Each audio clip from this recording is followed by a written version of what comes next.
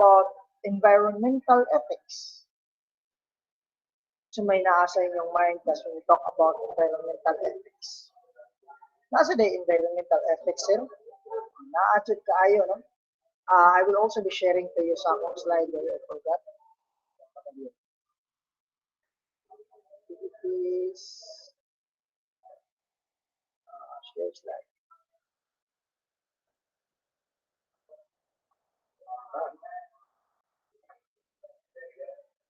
Please let me know kung nakita na ba ninyo, no? Nakita nga ninyo, Bas? Wala pa, sir. Wala pa, sir. Masigaludin pa.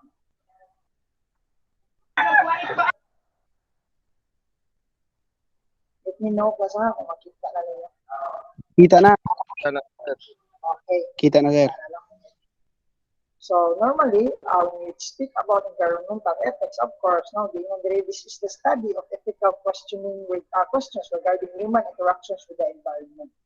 So we know that we are not just the being, or we're not just the single creation na puyo ang kalibutan. So sa science pa, of course, the ecosystem or kaning kalibutan or kaning atong surroundings, atong environment, this can never be called as environment without the presence of both biotic and abiotic components. Kasama sila, living and non-living things.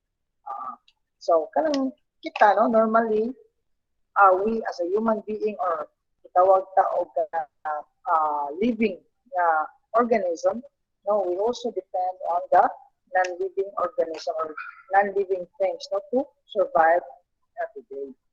So, kaning sa environmental ethics, so may kalabutan, no, it actually speaks or talks about the interactions of the human being to its environment. So, okay, let me proceed. Do you know what are the questions, no, that may actually anchor your mind as we are about to discuss or to formally visit, no, every slides. So may ako mga questions in mind. Of course, these are the questions that we anchor things with respect to the environment.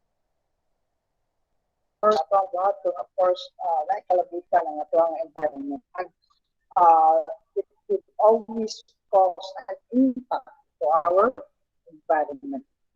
So, sake of human consumption, no? Kadua, why should we continue to propagate our species and life itself? Although, should we continue to make gasoline-powered vehicles? What environmental obligations do we need to keep for future generations? Cost extension of a species for the humanity. And last but not least, how should we best use and conserve the space in the life? Okay? So mga dagko kayo nga mga pangutana. Okay, let's go.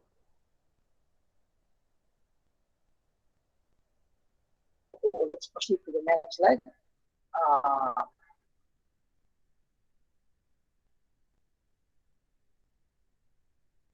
Prior to environmental ethics.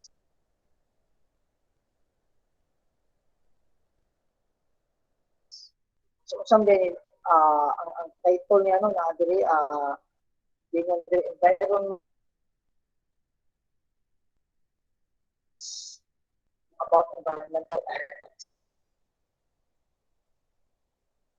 Including environmental law, environmental sociology, ecotheology, ecological economics, ecology, and environmental geography. That's us. Early environmental ethics. So, what is the roots of environmental ethics are very ancient or ancient. Karaan ano, bugay na day kayo. So, the modern urge for environmental protection grew with problems found by the Industrial Revolution. So, of course, I am pretty sure everybody knows about what Industrial Revolution is. Right now, no, karon nga saka na, no, we are in the age of technology. So, of course, everything everything evolved, no? Tanan, no, ni kuan ano ni lambo, no? There's that revolution, no, coming from an ordinary way of living into something that makes it becomes an extraordinary way, no? Pas kaayo, okay? So diha no, there you can see the table below. There's that data about the chronological order to which an environmental ethics grow, no?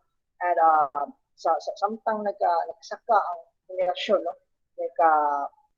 Grabe pagka-evolve ang atua karon nga technology. So nagkapaspas ang pagkinabuhi, and nagkapaspas tanan, no, ang consumption sa mga resources, paspas tanan. Okay? So next, worldviews on ethics. Kaya kita niya, no, yung nakita na gulang preserve the environment. Okay, worldviews on ethics. So morality is one of those issues which everybody worldview addresses, but which has no empirical basis for its answers. Kung say the empirical basis, meaning to say, yung tag-empirical basis class, it uses the senses, no? By way of understanding things. Like for example, mingon ginita, no? Ang empiricism or ang empirical way is you can never understand, no? Like for example, anaon ka nga, uy, kanabiyang grapes, lami biya na, o kanabiyang strawberry, lami biya na.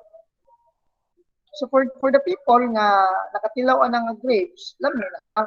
But for those people nga wala pa makatilaw anang strawberry, for sure, no? For sure, dili gid siya dayon mo totoo, no? It's because for them, mingon mo sila nga ay kanara mang strawberry amo natilawan, kanara mang juice, kanang baligya nga naa sa juice, sago sa ilimnon, dili, no?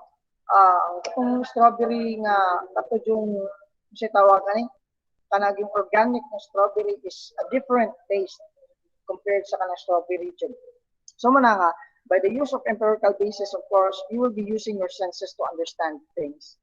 And then according to this, dingo no nga, kanideng answers, no, about the questions of the people, no, wala pa empirical, wala pa basihan, no, with the use of sense nga that could actually makatumbok nga unsa gid ay unsa gid ay paagi sa pag-consume sa ato ang kuan, what are the best plans para ma-propagate na to ang ato ang mga different forms of life.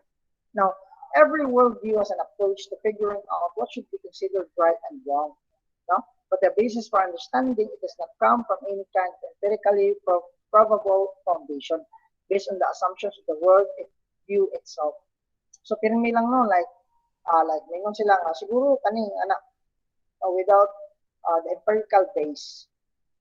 Okay, mingon tag empirical ay mo kalimot plus I will include this one sa inyo nga ako ihatag, no? When can you say that it is empirically based? When it uses the saman.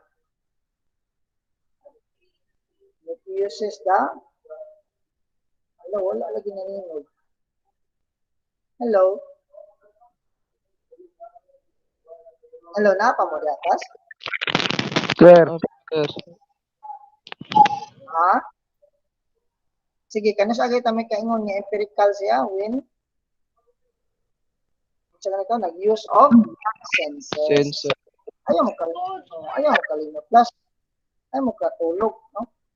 Okay, environmental worldviews are how, no? People think the world works, where they fit, and ethics. So mo siya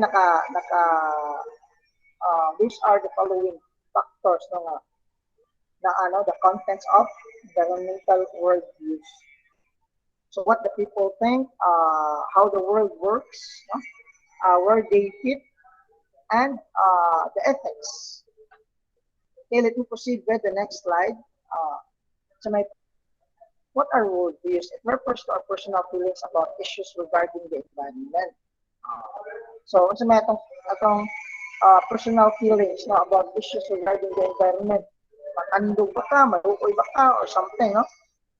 This includes our perspective on how the earth and its resources should be used. Kita po sa itong side, of course, possibly, no, we will be thinking about how the resources can be utilized in a very kanang maayo, no, pagkagamit. Now, we have number 3. It is heavily influenced by the fundamental vision of reality of to the collection of values, perceptions, and practices that organizes our lives. Now, let's not forget, since we talk about atong feelings about the environment. So, yung feelings, no, it causes the person to become rational. Nga naman rational because through the feelings, no, the person can actually figure out, no, like for example, kanang sympathize ta, no, uh, uh, even though dili kita, no, natungan, like for example, we are going to cut trees, no, dili ta, ang ubang mga tao, no, dili na matandog, no, kaya for them, pwede naman ta magkuhan, patubo og laing nga kahoy, no? Pwede naman mag-reforestation, pwede ta magtanom og lain. But whether you like it or not, no? Ako nang gitabi niya, no? When in every actions of a human being, no, na ginay mga katumbas nga mga pangitabo, no, sa ato ara ko do balik, no, sa ato ang environment. So kung natin buhaton sa atong environment, just like for example, nakahinumdo mo apod sa katong tinaan naga, no? So grabe kay ito, trahedya. So dili gito malimtan sa mga tao. Sad to say, no? Lain may nagbuhat pero ang mga tao nagyapon na diha pauli sa mga tao. So with that, by understanding, by application of ethics, it aims to awaken the mind of the people, to also observe, what is actually happening right now in our actual surroundings this present time. Now, may perspective also on how the earth and its resources should be used. So pinaagian na, no? Like for example, how can we actually avoid, no, from consuming too much or cutting too much of the trees for our daily needs? Like for example, kanay mga paper, no? Other than the paper, of course, in building housing, the trees could also be used as housing materials. So ingana, mas may paagi na ko no para ato ang matipid. Other than that, a fundamental vision of reality we hold, so the collection of values, so perceptions and practices that organizes our lives. Pinagi niya na, no, mapukaw ang atong nahuna nga tanan, no, naagi ni siya impact sa tuwa. Now, environmental worldviews can be human-centered, no? Pwede siya sa tao itself, no? It could actually focus or it could actually relate a lot more, no, sa the life of a human person itself. Kaming earth-centered, so of course, it's more in a wider view, no? Mas lapad na siya kay earth-centered. So of course, it's more on concerns about the earth, no? Or some combination of both. So it could be for the human and it could be for the earth. So, no? Yung environmental worldviews, because the environment is composed ng both biotic and abiotic components. So pinaagi niya na ang mga tao, nainganyo ang mga tao nga magtinguha. It's not just only for the human being itself, but also for the concerns of the earth itself. Sir, good morning. Klase pa ang mga banga, magklase pa ang mga may.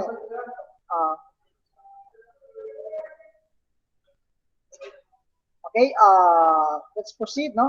Limits of human-centered views. So number 1, we do not have enough knowledge about the earth to become its managers. So let's go back, no, to the word na ningon man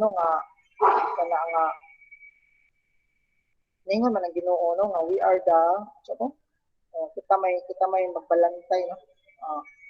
So isip usa ka magbalantay sa iyang mga binuhat, mabita ng the human being is considered as the highest form among all of the creations because kita man, no, we have that intellect, no, nagyatag sa Ginoo nato, no, which is ang pasabot ana, no, isip usa ka magbalantay, dili gud we do not have enough knowledge. That is definitely true. Limited lang ang knowledge sa usa ka human being. But ang human being, himo na siyang magbalantay sa other creations because kita sa itong kagalingon, we have the knowledge on what is right and what is wrong. So meaning to say, kabalumtan kung sa sayop, kabawtan kung sa sakto. So, atong pilion ang mas labing maka-ayo para sa tanan. Okay? Number 2, we are not aware of the total number of species on Earth, much less the roles the species play in maintaining ecosystems. Tinuod, no? Though we know that the fact that the fish eat other fish, the fish will also eat other kanang mga sa panang diha, no? Mga plankton, sa panang other nga mga pagkaon sa isda. But generally, dili ta ka kuan ka nang dito sabot, no? When a human being actually created an artificial balay, like example, mga aquarium or a terrarium, it's not just talk about the aquatic animals, it's also include mga sa tawag mga animal sa mama. A human being cannot perfectly create a home, no? Tag home, of course, that is something that can make the species becomes comfortable and for them to multiply easily. Pero ang human being, when they are going to create something, like for example, of aquarium or a terrarium, so of course, dili na maka-cause nila nga ma-perfectly good nga nilang kinabuhi sa usa ka kanabang sitaw kanabang pareha na to ba, sama na to ba, natay freedom. So of course, nahiya. That's the reason why mana mo sa zoo. Nanganan niyo sa zoo, inyo na obserbahan, no? Do you think all of those animals are happy, no, with their situation, whether they are happy with the psychological space that they have? So of course not. They are not happy. Why? Gamay naman kayo na para nila, no? Yeah. Other than that, unlike nato, no, that we can actually enjoy our freedom sa lapad kaayo nga kawanan, no? We can actually go everywhere, no? We can actually climb up trees whenever we want. No? We can actually go para maligog dagat, no? Kung hindi na nato, matuta. So unlike them, sa mo nga human being, let us claim, no, nga even though we are created as the highest, no, among all of the creations, still we also have limitations. Now, next we have free market system will save the earth because profit maximization takes precedence over uses of earth's capital. So, kaning free market system, so may masabot niya, no? Like for example, no, when you are going to utilize everything coming from the ecosystem, coming from the environment, mga kahoy pamuplon, no? Kay para lang anang tukuran og mga subdivision inana, no? Do tinuod nakakwarta ka ana, no? But what about the repercussions? So may damage, so may impact ana sa lives sa other people. Tamo tanay tabo sa tinaanaga.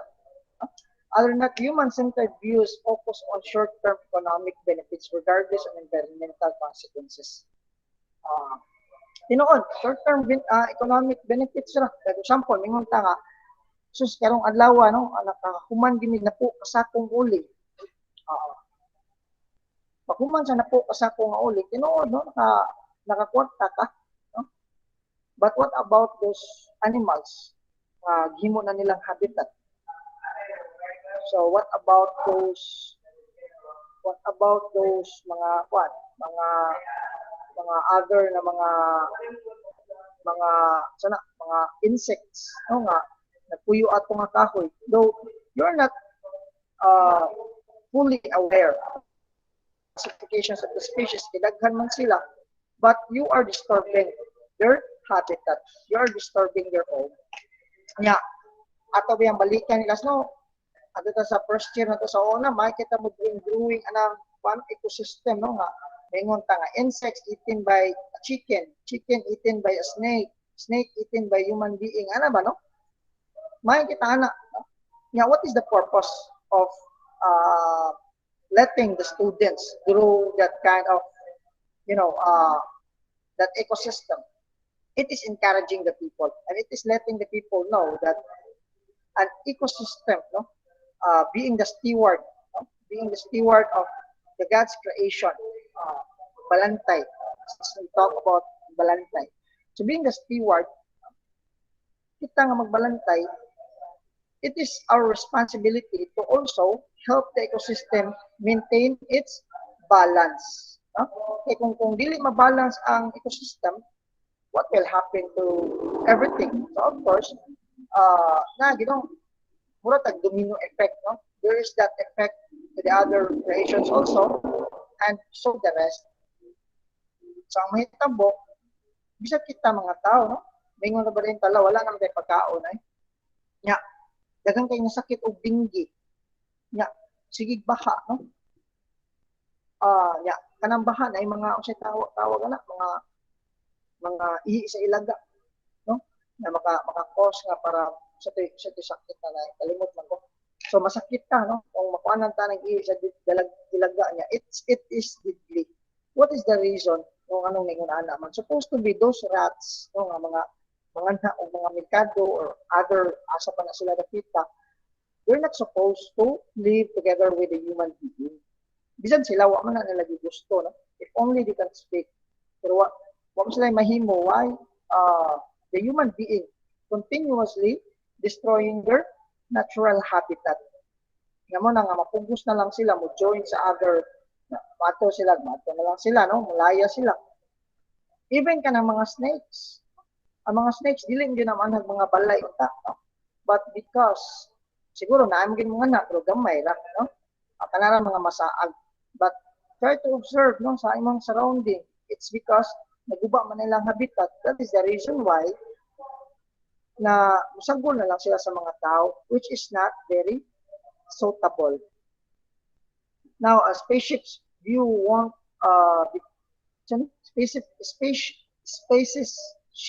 spaceship view one because human constructs of the earth are often oversimplified. So, ang mga spaces, no, between any places on the earth, no, ipangkuana, no, ipanglaras na, yung mga kahoy, ipanglaras. So, ipang-construct, no, butangan building, butangan upuan. So, ang resulta, sa man, nangaupaw ang mga bungtod. So, muna siya, no, because of the human activity. So, let's proceed with the next slide. Ilang kas, no, as much as I can,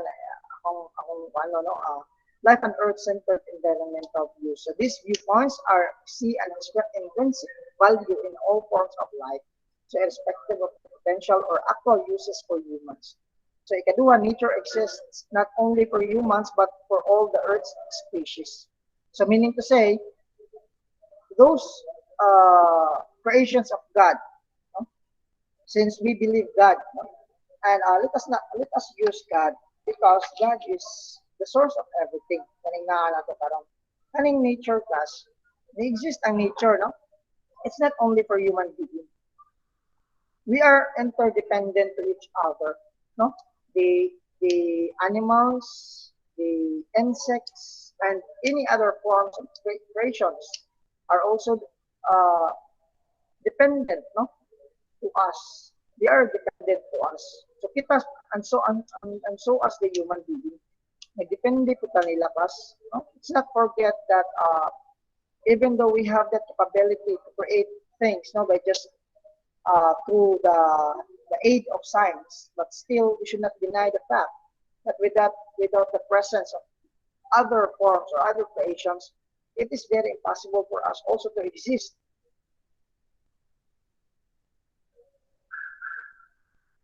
So next we have the factors that influence our worldviews.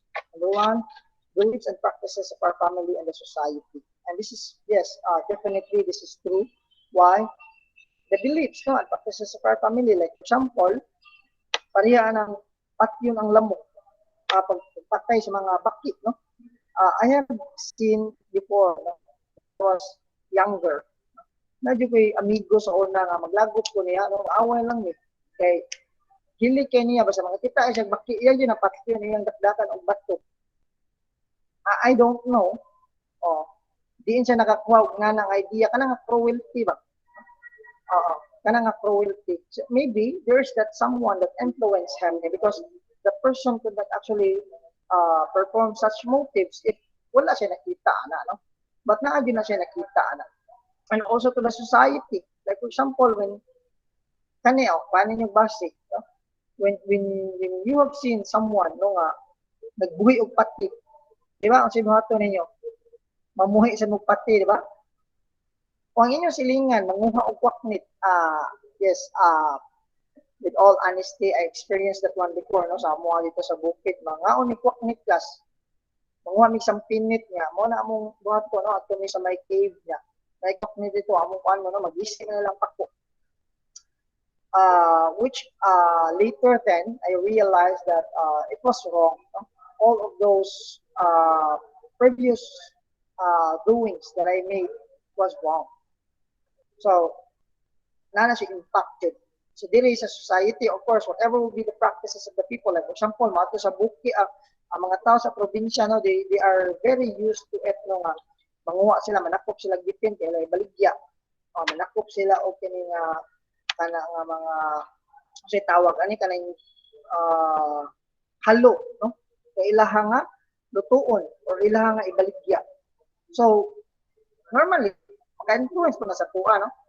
Next we have personal experience. Nature must be experienced. So meaning to say kung unsa depende no sa atong personal experience like coming from that situation nga plita wala mo bugas nya walay katrabahuan like for example I experienced that one before also diya sa Alcoy no kanang say tawag ani diya sa kanang Pugalo no nga sa una taga diha man ang ate sa una no nga kanang ang mga kuano ang mga kahoy mga kahoy ni sa una kay baligya ano ba ibaligya sa una na tagpila ra barato kay imbangan sinana no say ang tama motivated kay because of lack job opportunity.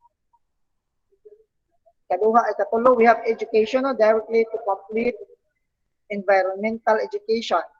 So it is very important for the people to become educated about everything no. That is the reason why right now siguro mami na nila nga the ethics it's not just a matter of you know a matter of compliance no? For you to finish with your education no? But the ethics becomes part of it dili lang imo nga nahimo siya nga matter of chance but it was actually being included in the curriculum because it aims to reform no? To reform or usbon no to change the to let the student no? To make it one clear to let the student also realize the purpose and the meaning of life. So this is it, no? Kanang word na purpose and real meaning of life, very broad. But I think this is one of it. No? This is one of the room that the people has to realize also that not a belief and also and so as the other creations also. So mo na nga importante jud ang education. Mabitaw na ano nga napo tay gitawag og CWT nya mingon na balenta no nga gamay rin kay tag panlantaw ba mingon din ay sa silig-silhig man na no limpyo na munit sagbot maura nya kasi klase ginagmay wa man gamit ay actually na siya gamit class no yung tag civic welfare training and skills no na meaning to say being the steward you're being trained no, to how to take good care of our mother nature. Other than that, also to show concerns to our atong fellow men, no? Who ang mga sikat tao. Okay? Now, here, as you can see, there is that diagram no, that shows the worldviews, dominant worldviews. So, dira no, nakita expansionist worldview, ecological worldview, and sustainable development. Pero ang sustainable development as what you observe na sa atunga, no? We cannot just it is very difficult to actually rely on the two. As you can see, kanang nasa bato, the expansionist, it consumes too much about the resources. The ecological worldview, sobrang na po kayo consuming concerns, a lot of concerns about the ecology or the ecosystem. So, pinaagi niya na since we exist, and inevitably, dili mo na ito kapugungan ang paglambo, hindi na ito kapugungan, karon daghan na population, so meaning to say, of course, when the population actually grows, meaning to say, ang ato consumption to our natural resources also mo usa kapon. So try to imagine about the happenings right now, about in China. I don't know if you're familiar with this, but this is one thing for sure. China has a greater number of population. Daghan po na sila, Daghan po na sila ang mga Chinese, daghan kay sila. That is the reason why mura siya ng kabuang, Mura sila na actually kabalaka ba. Mas ni-focus sila about expansion. So, o sa tanawa ninyo, you observe ninyo, expansion. They are very, in terms of expansion, grabe kay sila mura sila og hasi sila sa pagpangita og expansion. Why? Because the ecosystem itself or kanang environment nila hapit na dili maka-sustain sa ilang needs. And also, one of that is kaning gitawag nato political ambition to become one of the powerful, because when we speak about power, there is that influence, there is that influence and respect. So muna lang gitinguha, which is on the other side also atong i-consider, wala sila naguna-una daghan pa sila mga tao nga di pangligisan. Okay? Ani ang sustainable development, it's in between, it's because it consumes the natural resources and at the same time, it actually plans something in replacement for the natural resources that has been consumed. So nakuha na ito, class. Any questions so far before I proceed with my discussion? Sorry. Hello. Nakuha na, class? Wala, sir. Wala, sir. Okay. So, wala na question. If na may question, class, please grab the opportunity because na gini pinaka-last na to discussion for the final. Okay? So, na siya. Ito ang gitinguhaan na makuman na ta. So, wala na question, class. Everything is clear. Wala, sir. Okay. Can we proceed with another slide? Okay, next we have expansionist worldview. Yung nakita na, expansionism consists of expansionist policies of government and states. Some have linked the term to promote economic growth. Now, you can see to the picture, I was not mistaken with my discussion because ang panawan na nyo, panawan ng kahoy, So they're consuming too much of the resources. Kita dyan na nato, next we have ecological worldview, all embracing coherent worldview that promotes more harmonious and sustainable practices capable of satisfying real biological, social, and ecological and spiritual needs. Appeal yan ang spiritual needs, Yes. Because one way to develop spirituality, pag-develop na to sa atuang spiritual ba? I don't know if you believe in this one, but human being is actually composed of flesh. Kaning gitawag na to the body and spirit. I strongly believe with the idea of Aristotle.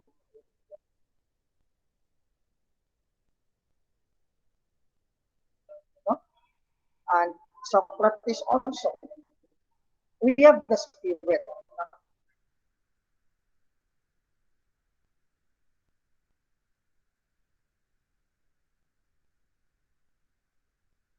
society, no? Kuan siya, no? Comfort siya, tagan siya o kahupay, no? From the kind of world you're standing with.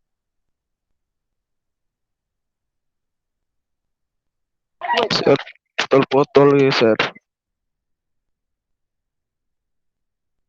Pirmi lang samok, pirmi lang, ano ba?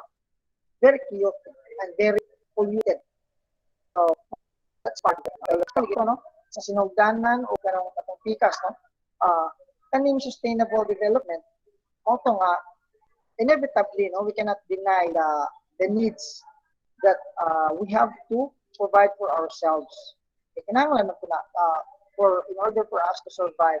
But do not forget that whatever will be the things na hindi kuha, kinahanglan to siya ilisan na para pag-abot sa panahon, no, ang atong mga next generation or dili man ikaw, by the time na maabot ang next generation, dili lang ingon nga igor sila makakita og layon na ara sa libro, igor sila makakita og langgam na ara sa libro, igor sila makakita og kahoy diha sa libro.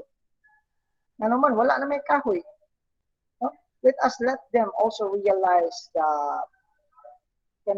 how blessed you are, no? If you are nga natao ka sa kalibutan, you exist. So muna siya. That's part of it also.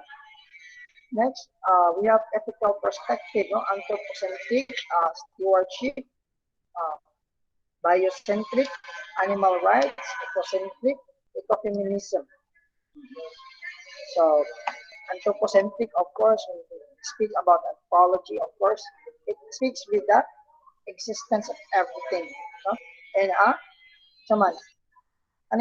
the way the way of living ng mga tao, no?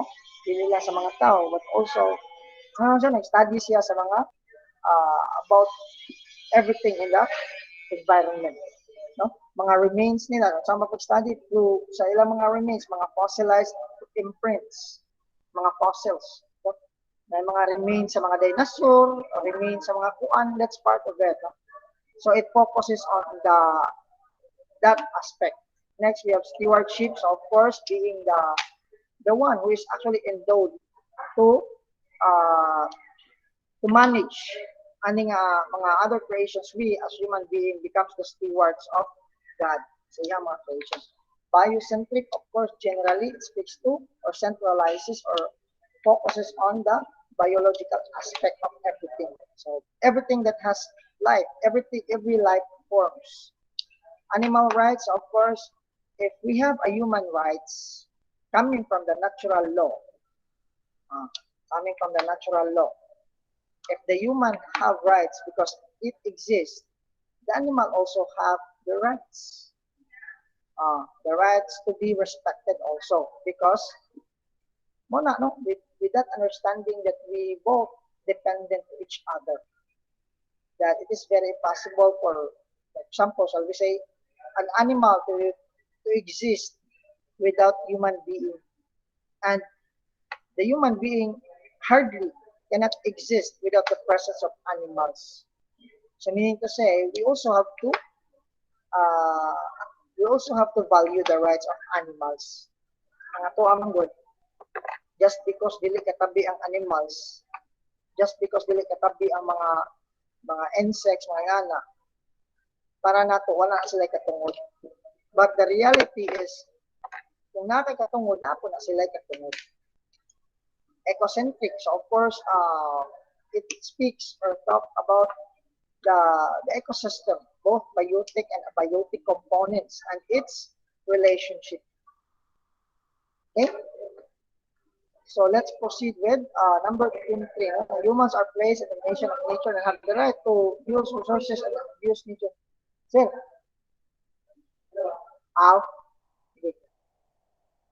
So nature and have the right to use resources and abuse nature as we choose. So you have the right to use, you have the right to abuse, but you will be suffering from its impact. Nakita ninyo sa picture, no? Animal rights. We have ecocentric, only one of as an intrinsic value. No? Of course, interest and profits. Now, a pluralistic, non-hierarchical relationship philosophy that suggests that humans could reconceive themselves to nature in a non-dominating way. So do not forget that you can reconceive, no, that to nature. Dili ingon nga kana ba nga ingon rin non-hierarchical relationship philosophy that suggests that humans could reconceive themselves to nature in non-dominating way. So meaning to say, of course, kita no sa nature, no? Dili ingon no nga ang nature gi-create sa human being. The human being has the control to nature. And nature itself has a purpose, and it is actually designed, no, to give convenience to the human beings, especially kaning sapa, no, atag na siya malipay ta diya, makaligo ka, no, daghan siya purpose. So muna no, ato sabton, we are relying on each other. Explain to future generation it was good for the economy when they can farm the land, breathe the air, and drink the water. So muna nga, where do you stand? Asa man ka nagbarog? Asa man ka kanon? Environmental justice na civil rights with environmental protection to demand a safe, healthy, life-giving environment for everyone. Report issues in environmental justice, environmental racism, toxic colonialism. So what are these? So dili no, ato mabasahan ni dili no.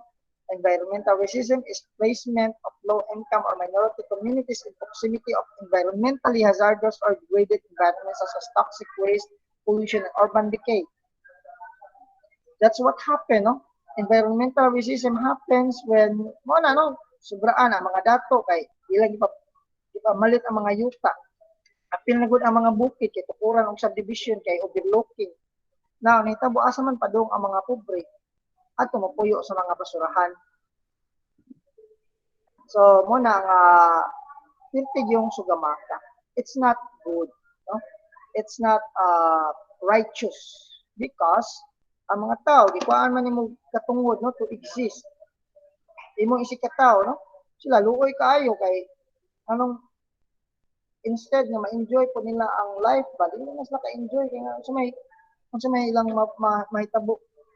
Masakit naman sila. Next, we have mo na no anong katong mga tao tungod sa sige panguan, no, sige pamuyo ang mga kuan, anang mga dato malit og yuta antud wala na nakapuy-an ang mga pobre. Now, toxic colonialism refers to the use of underdeveloped states as expensive alternatives for the export or disposal of hazardous waste pollution by developed states. Kita, no? Like for example, remember mo kas katong balita nga naay gipadala basura diri ang Korea sa una pila ka container ban nga gipauli ginito sa president. Yes, sir. Nakadungog mo ato nga balita. Grabe kay no. Sumo na siya, that's part of toxic colonialism. Okay? So last but not the least, we have people have a right to what they produce themselves, but man has another right, declared by the fact of his existence, the right to use so much of the free gifts of nature as may be necessary to supply all the wants of that existence, and which he may use with interference with the equal rights of anyone else. After this, he has title against all the world by Henry George. Now, okay, so manano, that's the end of our discussion. So, what are the things that I will be assigning to you? Sige, ako na lang kuan ni Ray, no? Sa semi-final, sa final quiz.